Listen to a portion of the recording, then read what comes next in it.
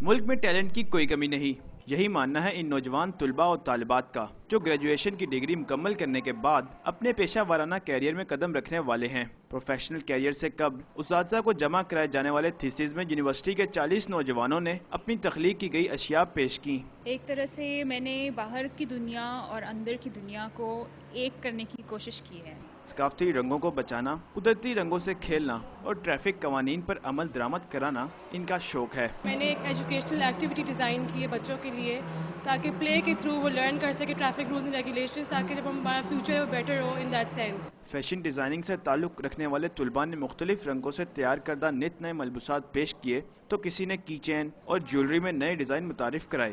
مستقبل میں اپنے منصوبے کی تیاری کے لیے سینئرز کا کام جونیئرز کے لیے بھی حوصلہ افزا رہا۔ آئیڈیاز لے رہے ہیں کہ کس طرح اچھا کام کر سکتے ہیں and what's the basic point they picked the subject from. 40 میں سے ایک طالب علم نے اپنی تخلیق میں تیزاب سے جلائی جانے والی خواتین کے تحفظ کے لیے آواز بلند کی تو دوسری طالبہ نے یونیورسٹی سے جاتے جاتے دیواروں پر جوتیاں سجا کر زندگی کے مختلف ادوار دکھا کر اپنی ماں کو خراج عقیدت پیش کیا۔ کیمرہ مین شیر خان کے ساتھ ابراہیم بادیس، ڈان نیوز، لاہور۔